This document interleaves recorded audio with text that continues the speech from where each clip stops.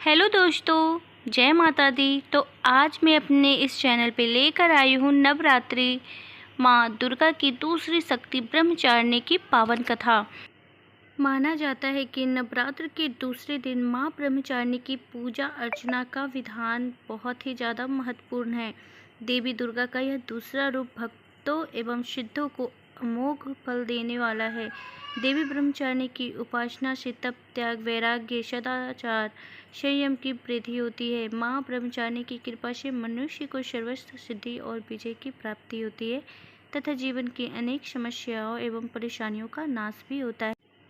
शास्त्रों में ऐसा उल्लेख आया है कि माता ब्रह्मचारिणी पूर्व जन्म में राजा हिमालय के घर मैना के गर्भ से उत्पन्न हुई, जिन्होंने देवर्षि नारद जी के कहने पर भगवान शंकर की ऐसी कठोर तपस्या की जिससे प्रसन्न होकर ब्रह्मा जी ने इन्हें मनोवांछित फल प्रदान किया, जिसके फलस्वरूप यह देवी भगवान भोलेनाथ की वामिनी अर्थात पत्नी बनी।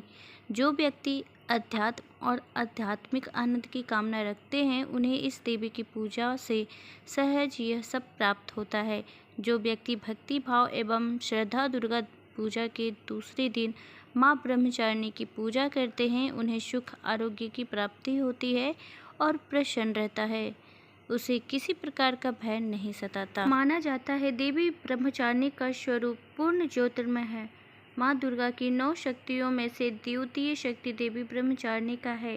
ब्रह्मा का अर्थ है तपस्या और चारिणी यानी आचरण करने वाली अर्थात तप का आचरण करने वाली माँ ब्रह्मचारिणी। यह देवी शांत और निमग्न होकर तप में लीन है। मुख पर कठोर तपस्या के कारण तेज और कांति का ऐसा अनूठा संगम है जो तीनों लोकों को उजागर कर रहा है। देवी ब्रह्मचारिणी के दाहिने हाथ में अक्षमाला है और दूसरे में कमंडल होता है। देवी ब्रह्मचारिणी साक्षात ब्रह्मा का स्वरूप है अर्थात तपस्या का मूर्तिमान रूप है। ऐसी देवी के कई अन्य नाम हैं, तपचारिणी, अपर्णा और उमा। तो दोस्तों चलिए सुनाती हूँ मैं आप लोगों को माँ ब्रह्मचारिणी की कथा।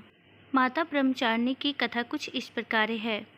मान्यता है पूर्व जन्म में इस देवी ने हिमालय के घर पुत्री रूप में जन्म लिया था और नारद जी के उपदेश से भगवान शंकर को पति रूप में प्राप्त करने के लिए घोर तपस्या की थी। इस कठिन तपस्या के कारण इन्हें तपचारिणी अर्थात ब्रह्मचारिणी नाम से अभिहित किया गया। 1000 वर्ष तक इन्होंने केवल फल फूल खाकर बिताए और 100 वर्षों तक केवल जमीन पर रहकर शाक पर निर्वाह किया। कुछ दिनों तक कठिन उपवास रखे और खुले आकाश के नीचे वर्षा और धूप के घोर कष्ट सहे।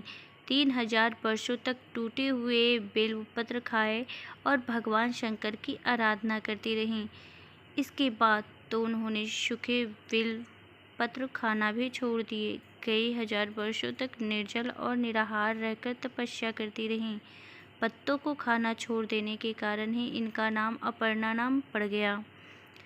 कठिन तपस्या के कारण देवी का शरीर एकदम छिन्न हो गया। देवता, ऋषि, सिद्धगण, मुनि सभी ने ब्रह्मचारिणी की तपस्या को अभूतपूर्व पुण्यकृत्य बताया, सराहना की और कहा, हे देवी, आज तक किसी ने इस तरह की कठोर तपस्या नहीं की।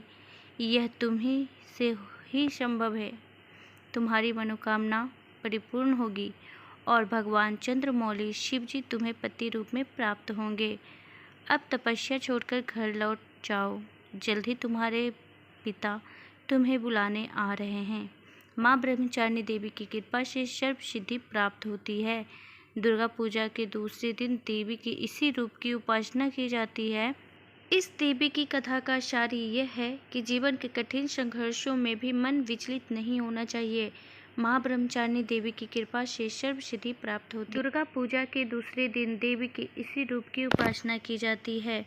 तो कथा कुछ इस प्रकार थी। आई होप आप सभी को बहुत ही ज़्यादा पसंद आई होगी। पसंद आए तो लाइक कर दीजिएगा। मैं मिलती हूँ नेक्स्ट कथा के साथ।